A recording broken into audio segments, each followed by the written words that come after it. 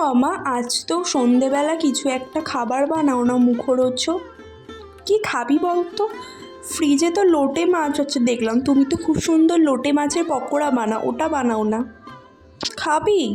ঠিক আছে, বানিয়ে নিচ্ছি। অমনি তোর ফেসবুকে বন্ধুদেরকেও দেখিয়ে দে কীভাবে বানাতে হয়, তারাও তো বানিয়ে খেতে পারবে। ঠিক আছে, তুমি বলো। প্রথমে লোটে মাছগুলোকে ভালো করে কেটে নিয়েছিলাম, তারপর নুন, হলুদ, লঙ্কা গুঁড়ো, গরম মশলা, পেঁয়াজ কুচি, কাঁচা লঙ্কা কুচি দিয়ে মাখিয়ে কিছুক্ষণের জন্য ফ্রিজে রেখে দিয়েছিলাম।